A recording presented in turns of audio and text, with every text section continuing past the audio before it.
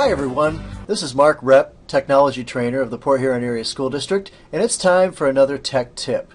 Today we're going to explore contacts, how to create them, and how to organize them. I'm going to start by going from my mail to my contacts by clicking the drop-down arrow in the top left corner. I'm going to choose Contacts.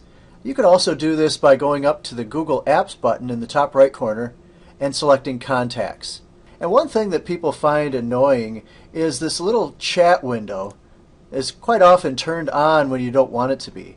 You can click in the bottom left corner, just click on the little button and turn it off. Turn it on or off since it is a toggle. Now I could just click New Contact right now, but I'd like to be a little bit more organized than that. So what I'm going to do is create two groups. I'm going to scroll down to the very bottom. I'm going to create a parents group and a students group. To do that, we're going to click New Group. It will then ask me to title this new group. I'm going to call this one Parents, and I'm going to click OK. I'm also going to make another group. I'll scroll down, click New Group again, and this time I'm going to call it Students, and click OK. Now I have a Parents group and a Students group. And if I scroll down, you can see that all of these groups are alphabetically organized.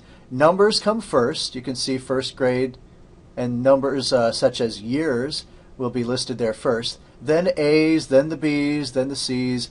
But what we're going to focus on right now is organizing our groups. So I'm going to click first on Parents. To add people to your group, first select the group, and it will then be highlighted in red. Now to add people, you click on the little head with the plus sign. As it says Add to Parents, I'm going to click on this button. For example, Joe Smith at example.com. He's the first parent. I'm going to add another one.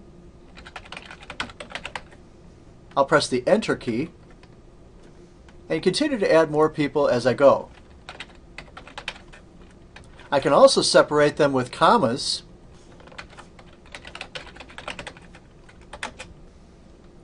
And if you want to add a whole bunch of people, you can click this little crinkle over here in the bottom right corner, and you can expand this list and continue to add people from there. As you hit the Enter key, it will add them all in one fell swoop. And now I've added all of these parents to the parents group.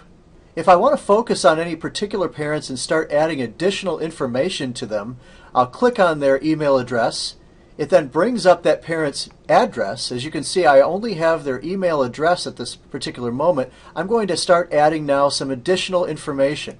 If you click where it says Add Name, that would be fine and dandy, but if you click on the three dotted button right over here, you see there are three dots. If you click on that, that's the Details button, and it will immediately bring up some additional fields that you can now add, such as first name. You can also click on this to move it down so that you can see the email address of that person. That way you won't lose your place. Now I know that this man's name is Ed. I'm going to press my Tab key to move down. I don't need his middle initial, but I do need his last name. So I'll type in his last name and then click Save. Now it identifies him as Ed Jones. As I go down a little bit further, I can add his work phone number. I can also add his mobile phone number.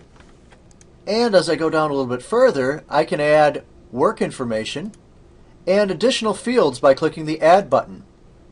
I can add a URL to his website, and I can add notes.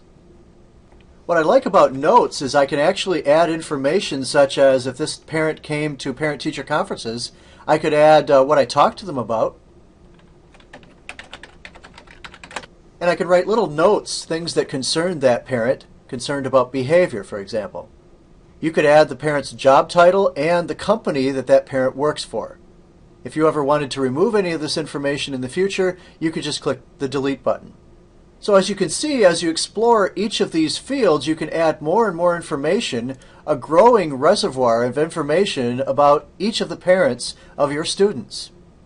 I'm going to now click Back to Parents with the left arrow. And now I'll scroll down to my students and do the very same thing. Very similarly, you can add students by clicking on the group, in this case students. It's now red, so I'll click on the plus sign. The difference between student email addresses and staff email addresses is that students will have their first initial, middle initial, and last name. followed by @phasd.us.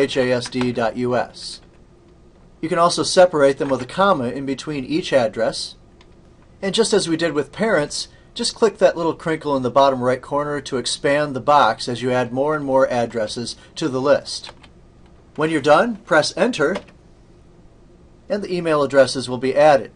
Now you can keep complete notes on each student by clicking on his or her address. Important notes like missed 1 week of class may be important to remember, so you can add that here in the Notes section over at the right. If that student has a job, you can add his or her work phone number, mobile phone, and home phone. Click Add and you can add a birthday. If they've created a website, you can watch their website by clicking URL and add their website address. All of this is another way that you can keep your students organized and create groups of students. When finished, click Back to Students and continue to add the first and last name to each of your students in your contact group. And this is how you can manage contacts and contact groups in your Google Mail. Thanks for joining me for another tip. I'm Mark Rep.